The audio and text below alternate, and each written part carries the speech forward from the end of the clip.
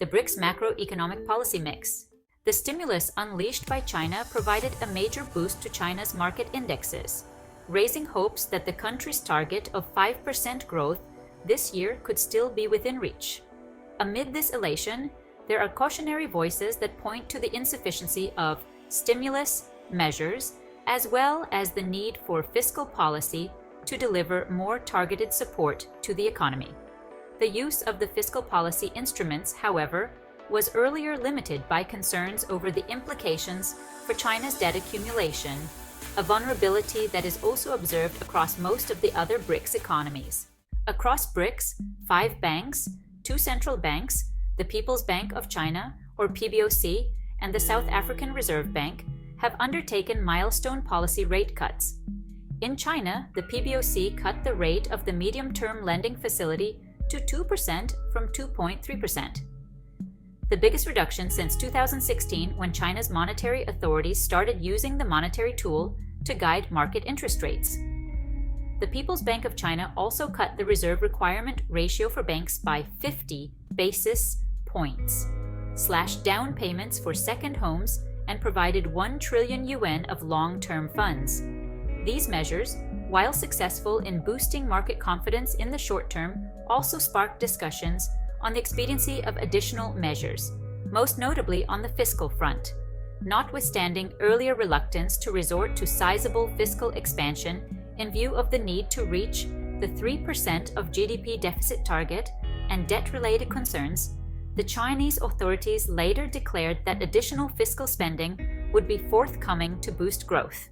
In South Africa, the central bank reduced its key interest rate by 25 basis points to 8% on September 19, 2024, after 7 consecutive meetings of keeping the rate at a 15-year peak of 8.25%. Rate cuts throughout 2024 were delayed amid concerns about elevated deficit levels, driving up the country's already high debt levels. In attempting to stabilize the debt-to-GDP ratio, the government managed to secure a primary surplus of 0.4% of GDP in the year to end March 2024.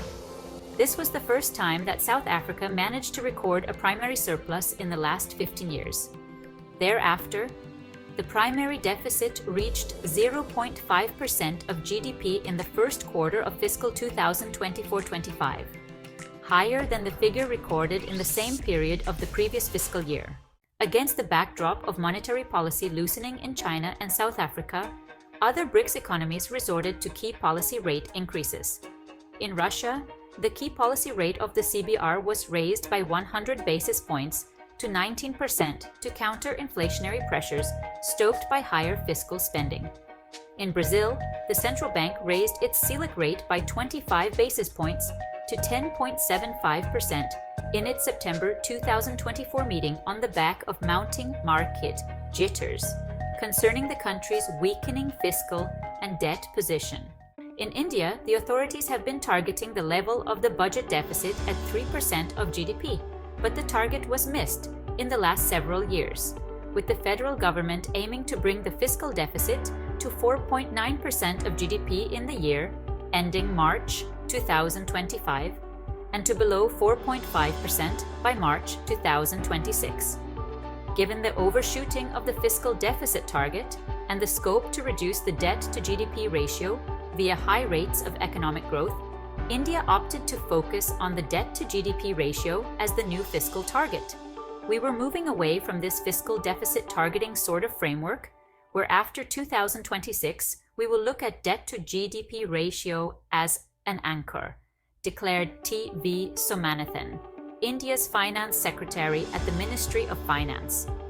On the monetary policy side, India's Monetary Policy Committee, or MPC, kept the repo rate unchanged at 6.50% for a 9th straight policy meeting.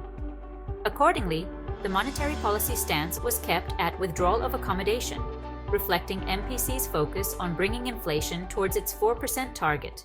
The main conclusions from the above snapshots of the monetary and fiscal positions across BRICS 5 are that there are notable differences in the macroeconomic policy mix, including in the direction of monetary policy.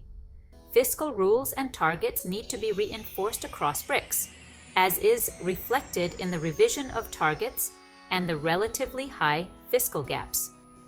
Monetary policy tends to compensate for the weaknesses in fiscal policy in dealing with inflation and the attainment of broader macroeconomic stability. And while the loosening of monetary policy in China was facilitated in part by the onset of Fed rate reductions, additional room for monetary maneuver can come from improved fiscal performance and structural adjustment.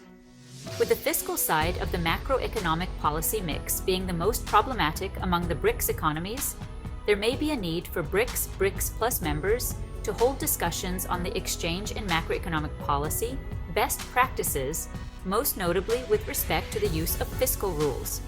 With time, this may involve the formulation of fiscal rule levels for budget deficits and public debt dynamics that could serve as a reference for BRICS economies. On the monetary policy side, there is scope to conduct consultations around the key turning points in the global monetary conditions, including during the onset of the easing cycle in Fed's monetary policy. In the longer term, there may be a case for exploring the potential for coordinated BRICS stimuli, exploiting the growing trading volumes across the core bloc's members, as well as more broadly across the South-South axis. The increasing trade turnover between China and its BRICS trading partners strengthens the transmission mechanisms within the Global South realm, including for China's own growth potential. As could be the case with the G20 coordinated measures to boost global growth, coordinated stimuli across BRICS plus Global South could be amplified by the involvement of MDBs, regional financing arrangements, and regional development banks from the developing world. BRICS economies also need to explore the scope for trade liberalization and other coordinated structural measures, providing thus a boost to growth beyond the effects of monetary and fiscal policy easing.